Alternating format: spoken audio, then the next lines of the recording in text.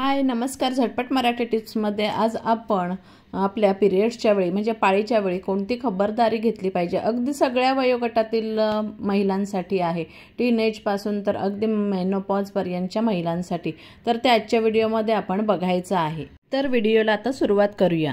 पिरियड्सच्या दरम्यान बरेच वेळा आपलं ब्लोटिंग होत असतं पोटाला, म्हणजे पोटाला असं फुगा वाटत असतो, पोट फुगलेलं असतं. तर हे ब्लोटिंग घालवण्यासाठी शिवाय आपल्याला रिलॅक्स वाटण्यासाठी आपण काय करायचं, तर गरम पाणी घ्यायचं. नेहमी आपण कोमट पाणी घेतो, पण कोमटपेक्षा थोडंसं गरम पाणी घ्यायचं आपण आणि ते दिवसभर पित राहायचं. पाळीचे जे तुमचे 4 किंवा 5 दिवस असतील त्या दरम्यान.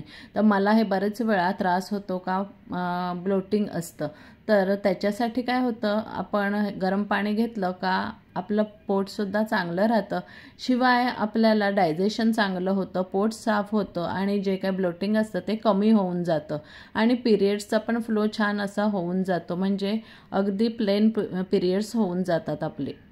तर पाळीच्या दरम्यान नक्की गरम पाणी पीत जा.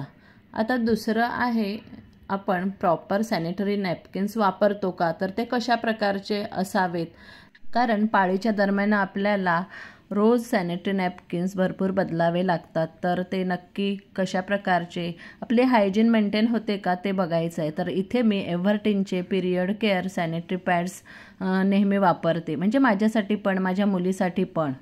तर हे सॅनिटरी पॅड नीम आणि सॅफ्लॉवरने युक्त आहेत, शिवाय डबल फास्टर ॲब्झॉर्प्शन आहे, म्हणजे जर तुम्हाला हेवी फ्लो असेल तर अगदी दुपटीने हे ब्लड ॲब्झॉर्ब करतं.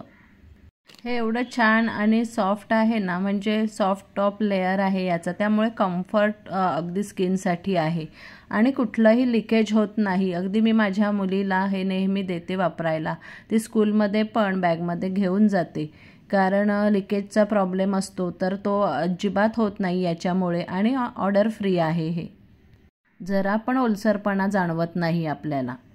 याचं पॅकिंग एवढं कॉम्पॅक्ट असतं ना, तर आपल्याला सहज कुठेही कॅरी करता येतं. मी तुम्हाला इथे एक पॅड खोलून दाखवते, तुम्ही बघा आतून किती सुंदर आणि छान आहे. आता डबल फ्लॅप सिस्टीम आहे, त्याच्यामुळे अगदी आपल्याला रॅशेसच्या प्रॉब्लेमपासून दूर ठेवते, म्हणजे साईडला रॅशेस होत नाहीत. एक्स्ट्रा वाईड बॅग आहे, त्याच्यामुळे जास्तीत जास्त कव्हरेज आणि आपल्याला अगदी सिक्युअर्ड वाटतं. एव्हरटीनचे हे पिरियड केअर पॅड्स तुम्हाला मागवायचे असतील तर डिस्क्रिप्शन बॉक्समध्ये याची लिंक दिली आहे, प्लीज चेक करा. बऱ्याच महिलांना, मुलींना, टीनेज मुलींना हेवी फ्लो, विकनेस व लो हिमोग्लोबिनची समस्या असते पिरियडच्या दरम्यान. तर मलासुद्धा कॉलेजमध्ये हा प्रॉब्लेम फेस करायला लागायचा. तर माझ्या आईने काय करायची, माझी आई नेहमी तर दुधामध्ये मला खजूर भिजवून द्यायची, म्हणजे रात्री खजूर भिजवून घालायची आणि ते सकाळी खायचे. असे 5 दिवस मी नेहमी घ्यायची. एरवी मला खूप असं तेव्हा आवडायचं नाही, त्याच्यामुळे मी 5 दिवसच फक्त घ्यायचं. पण जर तुम्ही कायम हे घेतलं तर खरोखर तुमचं हिमोग्लोबिन पण मेंटेन राहील आणि तुमचं ना हेवी फ्लो होणार नाही.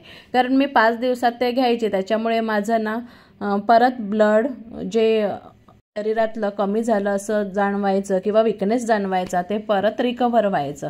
तर हे तुम्ही तुमच्या टीनेज मुलींना नक्की देत जा का दुधात खजूर भिजवून द्या. आता माझ्या मुलीला दुधात भिजवलेली आवडत नाही, मग मी पाण्यात देते भिजवून, पण दुधात भिजवलेली उत्तम असते. मी स्वतः दुधात भिजवलेलीच घेते.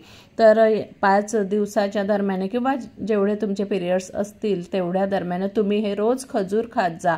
आणि अगदी मेनोपॉजच्या महिला असतील त्यांनी ना त्याच्याऐवजी खारीक भिजवून खा, तुम्हाला नक्की फायदा होईल. हा उपाय करून बघा, ब्लड फ्लो एकदम कमी होणार तुमचा. आता अगदी तरुण मुलींमध्ये, म्हणजे अगदी टीनेजपासून तर तरुण म्हणजे 15 ते 25 साधारण आपण वय पकडू, तर या मुलींना ना ॲक्ने, पिंपल्स याचे खूप त्रास असतात, शिवाय यांचा मूड पण खूप स्विंग असतो.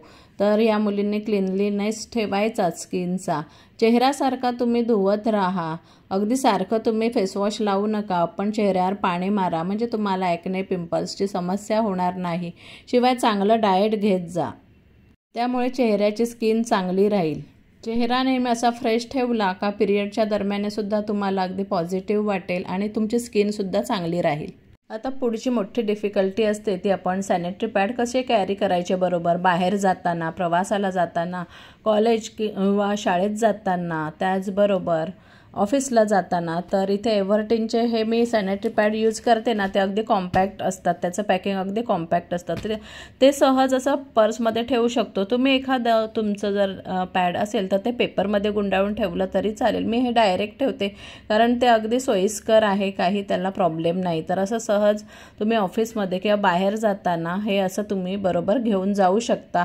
म्हणजे आपण निश्चिंतपणे अगदी कुठे आपल्याला चेंज करायचं असेल तरी त्याचं वरचं रॅपर आहे तर ते त्याच्यात नंतर आपण यूज करून टाकलं तर व्यवस्थित आपल्याला डिस्पोज पण करता येतं. तर बाहेर जाताना तुम्हाला जसं वाटेल तसं 1 किंवा 2 सॅनिटरी पॅड नक्की बरोबर घेऊन जात जा. आता सॅनिटरी पॅड नेहमी आपण पिरियडच्या दरम्यान चेंज करत राहतो, तर ते किती वेळा आपण चेंज करायची, शिवाय आपली पर्सनल हायजीन कंडिशन कशी मेंटेन करायची ते सुद्धा बघायचं. तर प्रत्येक वेळी तुम्ही सॅनिटरी पॅड म्हणजे तुमचा जर फ्लो जास्त असेल तर 3 ते 4 वेळा तुम्ही नक्कीच बदललं पाहिजे. पण फ्लो जर कमी असला तरी तुम्ही वेळच्या वेळी चेंज केलं पाहिजे. जास्त तुम्ही असं लॉंग टाईमचं ड्युरेशन किंवा गॅप ठेवू नका. त्याने काय होतं, आपल्याला रॅशेस येण्याची शक्यता असते किंवा मग एखाद ॲलर्जी होण्याची शक्यता असते. प्रत्येक वेळी तुम्ही सॅनिटरी पॅड चेंज केलं का हात स्वच्छ धुवा हँडवॉशने, हात स्वच्छ कोरडे करा. शिवाय खालचा भाग पण तुम्ही नेहमी कोरडा ठेवत जा, ते खूप महत्त्वाचं आहे. ही स्वच्छता जपली तर तुम्ही नक्की फ्रेश राहाल. शिवाय इतकं तुम्हाला रिलॅक्स वाटेल ना तर झोपही शांत लागेल. आता शांत झोपेसाठी अजून काय करायचं, तर अगदी शांत झोप पिरियडच्या दरम्यान लागत नाही.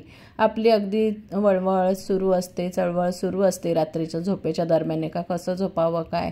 तर हे सॅनिटरी पॅड व्यवस्थित असले तर लिकेजचा तर प्रॉब्लेमच नसतो. त्याचबरोबर आपलं अगदी डोकं शांत राहील, मन शांत राहील, त्याच्यासाठी तुम्ही हळदीचं दूध घ्या. मी डायरेक्ट टाकलेलं आहे, तुम्ही उकळून घ्या दूध हळद टाकून तरी चालेल. हे हळदीचं दूध जर तुम्ही रात्री झोपताना घेतलं तर लगेच तुम्हाला थोड्या वेळात झोप येणार आहे आणि तुम्ही शांत झोपाल. अगदी कुठलंच तुम्हाला चिंता राहणार नाही. आता हा शेवटचा पॉईंट आहे तो आहे आपला मूड स्विंग राहतो किंवा आधीच 8 दिवसापासून आपली कंबर दुखायला लागते, क्रॅम्प्स पिरियडच्या दरम्यान येतात. तर याच्यासाठी कोणती महत्त्वाची आसनं आहेत तर ती मी इथे दाखवलेली आहे. हे आहे मार्जारासन. तर हे तुम्ही पिरियडच्या आधी 10 दिवसापासून ही 4-5 आसनं नक्की करत जा. श्वास भरायचा, श्वास सोडायचा आणि त्याच्यानंतर हे धनुरासन आहे, हे तुम्ही नक्की करा. याने ना पोटामध्ये जे क्रॅम्प्स असतात किंवा मांड्यांमध्ये तर ते येणार नाही पिरियड्सच्या दरम्यान जे येतात ते. शिवाय भुजंगासन करत राहा, म्हणजे तुमचा जो प्लेनली फ्लो पिरियड्सच्या दरम्यान होऊन जाईल. अडकत काहींचं होत जातं, तर तसं नाही होणार, तर प्लेन होऊन जाईल. बटरफ्लाय आसन आहे, तर त्याने काय होणार आहे, स्टिफनेस तुमचा निघून जाईल आणि शिवाय स्टमक, बॅक, हिप्स यांना पिरियडच्या वेळी आराम मिळेल. पिरियड्सच्या वेळी हायली बॅक पेन असेल तर अर्ध उष्ट्रासन नक्की करत जा, याने फायदा होतो. ही सगळी आसनं तुम्ही पिरियड्सच्या आधी करायची आहेत, अगदी आधी 10 दिवसापासून केली तरी चालतील.